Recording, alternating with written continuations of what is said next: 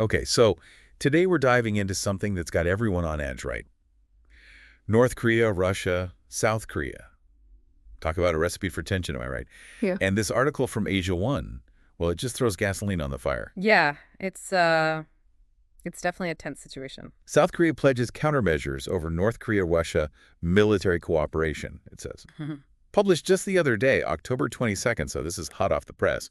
We're talking potential military cooperation between North Korea and Russia, with South Korea promising a response. Right. And that's what we're going to unpack today.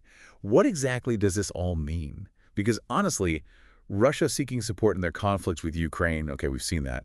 But North Korea stepping in, and South Korea's vow to take countermeasures, that changes the game completely, don't you think? Absolutely. It adds a whole new layer of complexity to an already volatile situation. And that's why you're here, to help us make sense of it all.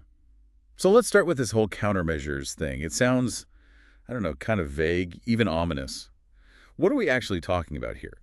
What could these countermeasures look like on the ground? Well, you're right. It is vague. And that's often intentional in these situations, right? Keeps everyone guessing. Right. But if you dissect what Kim Tae-hyo, that's South Korea's deputy national security advisor, if you dissect what he said, you can kind of start to see the possibilities. Okay, so what do you see?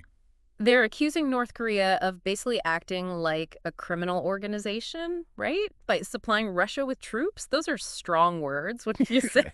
Yeah, definitely not pulling any punches there. Exactly. And to me, that signals that South Korea is viewing this as a very serious escalation. They're basically drawing a line in the sand, and they're making it clear that they're not afraid to respond, and not just respond with force.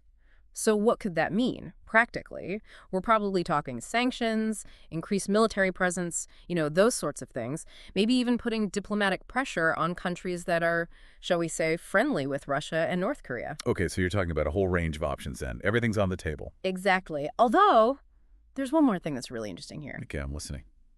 They're actually considering supplying Ukraine with offensive weapons. And that is a big deal. Historically, South Korea has really been hesitant to get involved in this conflict so directly, especially in this way. That is huge. And you touched upon this a bit already, but what kind of a shift would this be in the global scheme of things, when it comes to the arms trade? I mean, is this unprecedented for South Korea? Pretty much, yeah. I mean, South Korea is a big player in the global arms market. That's not new. But they've mostly stuck to defensive technology.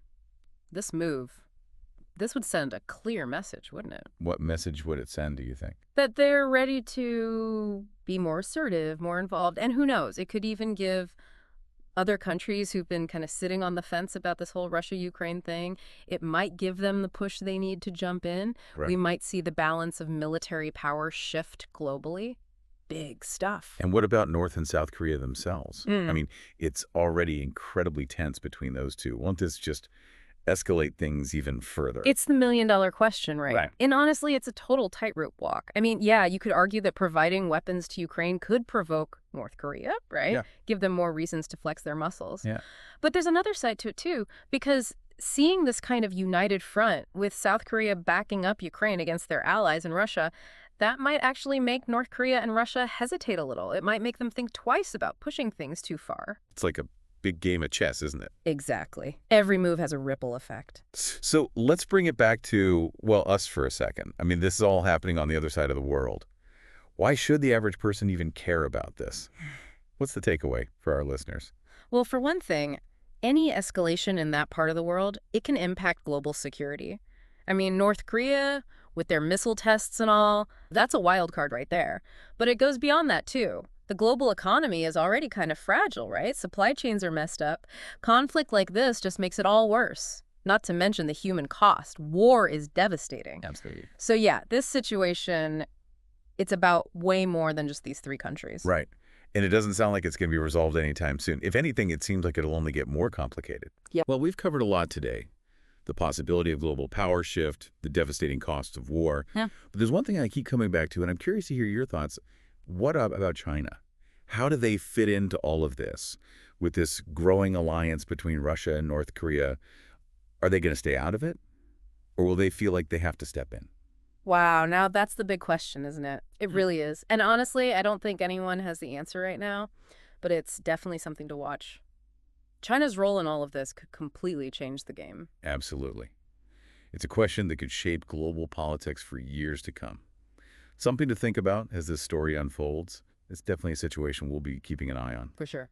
Well, on that note, thanks for breaking it all down. Really appreciate your insight. Great time. And to our listeners, thanks for joining us for another deep dive. Be sure to check back in with us soon for more.